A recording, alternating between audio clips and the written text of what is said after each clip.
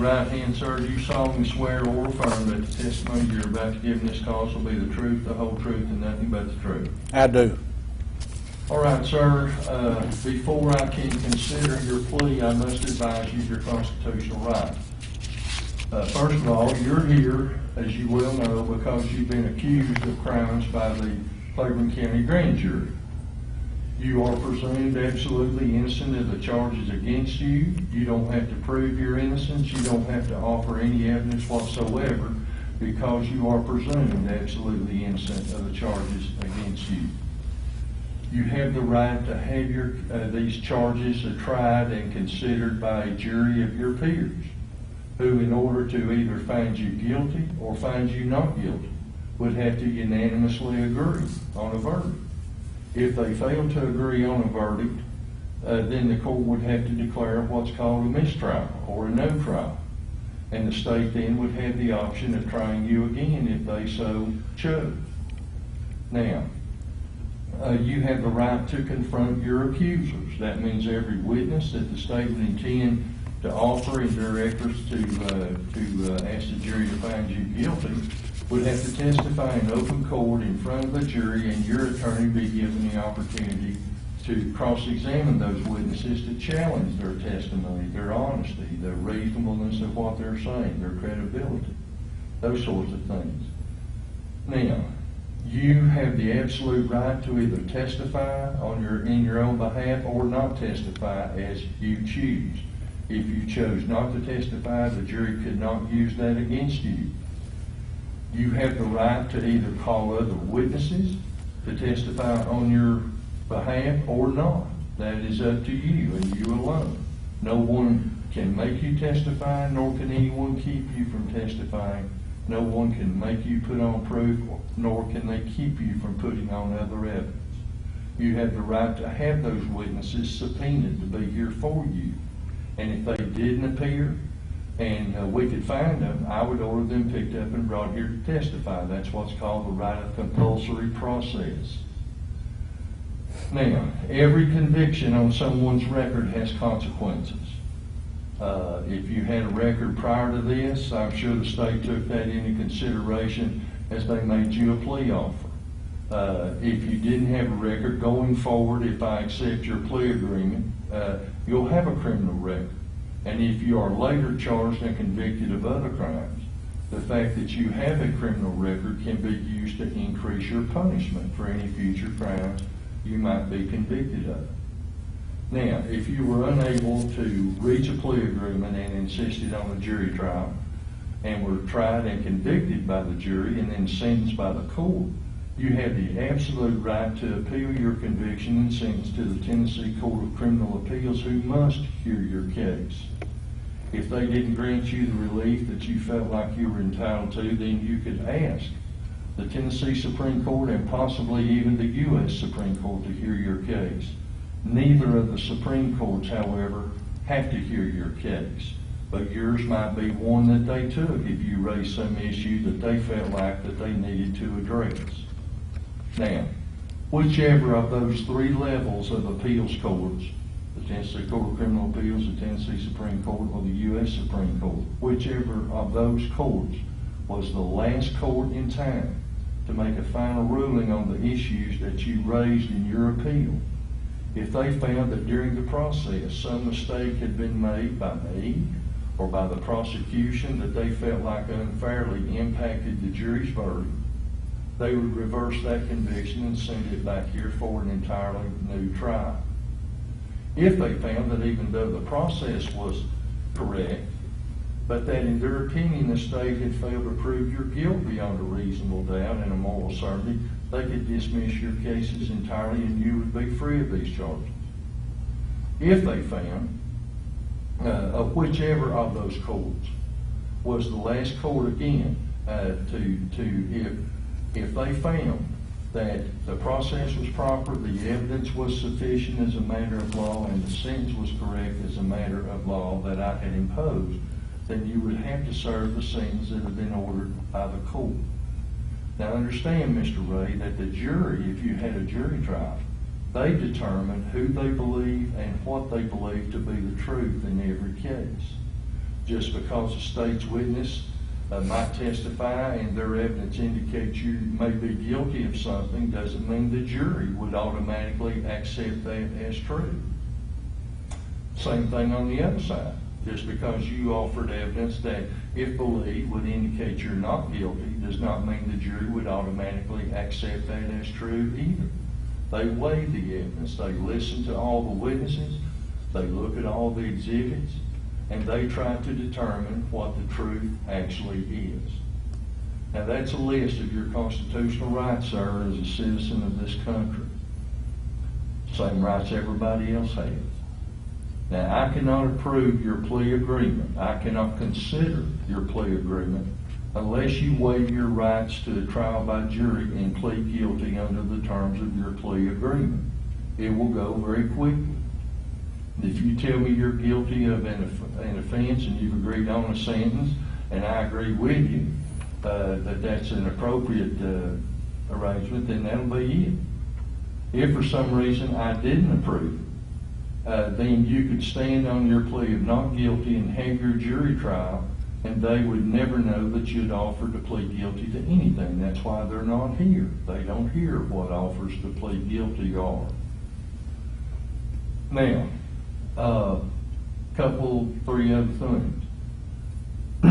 First of all, in an American courtroom, no one on the face of this earth can make you plead guilty to anything whatsoever. I can't, your lawyer can't, the state can't, and maybe your attorneys have given you their opinion about whether you should accept or reject the state's plea agreement offer. And you should consider their statements to you about that and their opinions about that. But the ultimate and final decision on whether to plead guilty or not guilty is yours and yours alone. Secondly, the only thing or things that you can rely upon, sir, is the plea agreement that you have signed, and which will be announced here in open court, and you and I will go over it. It's here in front of me.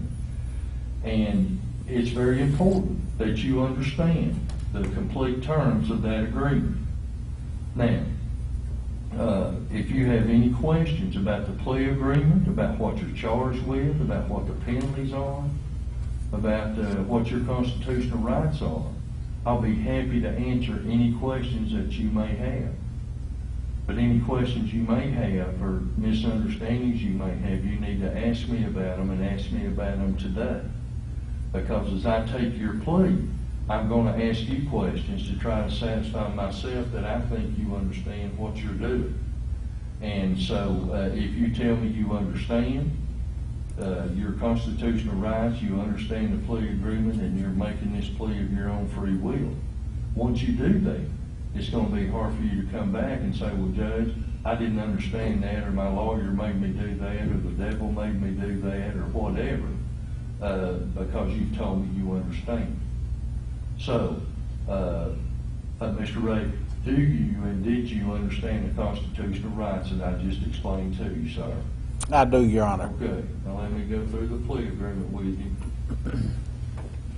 That has been submitted to me and looks like you have signed it, Mr. Ray, is that correct? I did, sir. Good. Now, it looks like that you're pleading guilty to 2 counts of the attempt to evade or defeat sales tax in looks like counts 14 and 15. Is that what you understood, sir? I do. Now, those are both Class E felonies that carry. All of these charges are Class E felonies. That means those are the least classification of felonies in the state of Tennessee. They carry a range of penalties from 1 to 2 years. You, it looks like, apparently are agreeing to a total sentence of 4 years as a range 1 offender. In other words, those 2 charges will be running consecutively. Is that what you understood? Yes, Your Honor. Okay.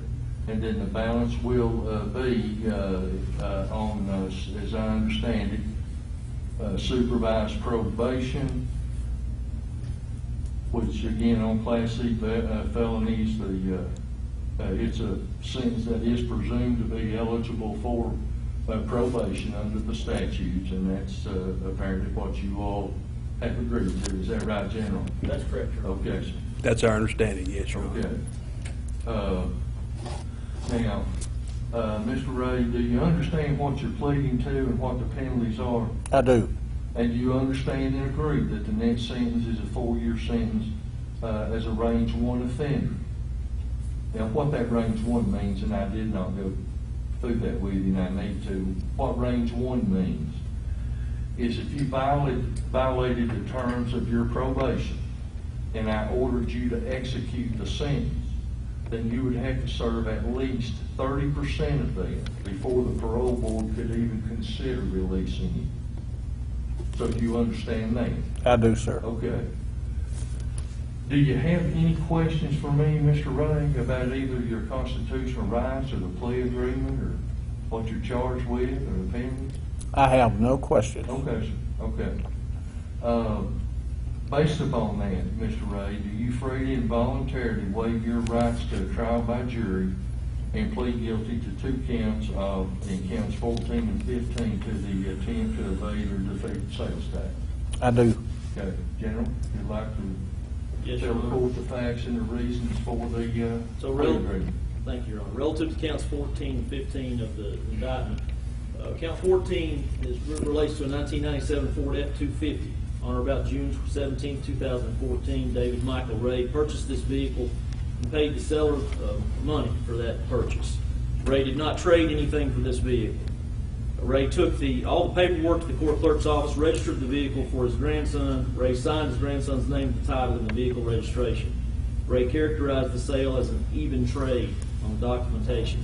The false information provided to the county clerk and placed on the title caused no sales tax to be paid and constitutes an evasion of sales tax as directed by David Michael Ray, which is a violation of TCA 67-1-1440, which constitutes an e-felony in this state. Okay, sir. As to count 15, it's related to a 1994 Ford F-150 truck. The facts are very similar. On or about February 6, 2015, Ray purchased this vehicle and paying the seller money. Ray did not trade anything for this vehicle. Ray took all the paperwork to the clerk's office and registered the vehicle for his grandson. Ray signed the grandson's name, the title, and the vehicle registration. He characterized the sale as an even trade. The false information provided to the county clerk and placed the title caused no sales tax to be paid and constitutes an evasion of sales tax as directed by the defendant, Mr. Ray, in violation of TCA 67-1-1440, which also constitutes an e-felony in this state. Okay. Now, General, what's the basis for the plea agreement? And because there's other counts. There are. I think. So all the counts, as the court has already noticed, all counts in the indictment are all e-felonies, the lowest level felony in the state. We've had this trial set July the 20th. We've had extensive negotiations with the defense counsel. They have asserted some defenses as to all the accounts. I have filed a motion to sever, to try counts 1, 9, and 10 together. That's not been heard before the court, but it was good notice to be heard today in case this plea didn't go down. We feel like this is not a perfect scenario, but it is a just resolution to this case in looking at the whole scenario. And the state has agreed to let the sentence go down. The law does not mandate consecutive sentencing, but the defendant has agreed to consecutive sentencing in the situation for an effective 4-year sentence, which we feel like is just. Okay. Thank you. Okay. Anything Your Honor, else? those are basically the facts that we would expect to face had this matter go to trial.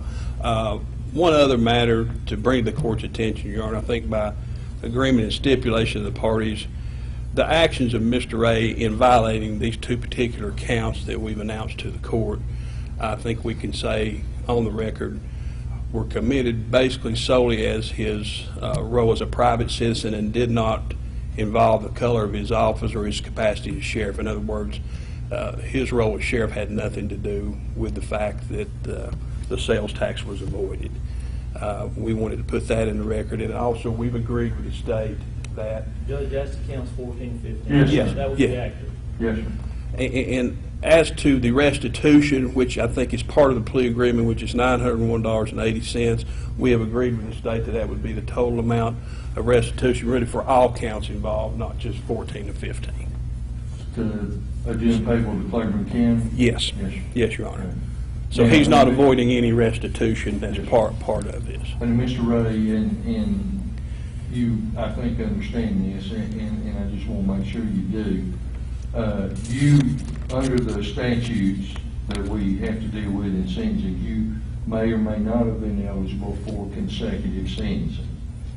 And so you would have had the right to appeal sentencing or anything like that. So, but you do agree to the consecutive sentencing, is that correct? The balance on supervised probation? I do agree, Your Honor. Okay.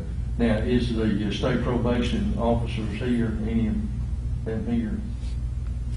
Okay. How do they go about reporting to their probation, Madam Clerk? Okay, and they'll contact him? Okay, all right, thank you. So the probation department will be in touch with you, Mr. Ray. You obviously will have to report and do what they tell you to do. Or shall the court order him to report to the probation office so that there's no misunderstanding? Yeah, oh, yes, you'll be on supervised probation for the balance of the 4-year sentence. Yes, sir. And so is there anything else the court needs to consider before the court does pronounce sentence? No, Your From Honor. the state, Your Honor. Not from the Well, defense. based on that then, and the plea agreement and waivers, your right to a trial by jury, the court does find you guilty. And I send you to a net sentence of 4 years as a range 1 offender pursuant to your plea agreement. And the court does, I understand the difficulties in these types of cases. I've had these before, obviously, in my time on the bench, and I do appreciate the efforts that both counsel, all counsel, have taken in this matter, and feel like that this is a pretty just agreement. So I thank y'all. Thank you, Judge. Thank you, Your Honor. Mr. Bailiff, we stand adjourned.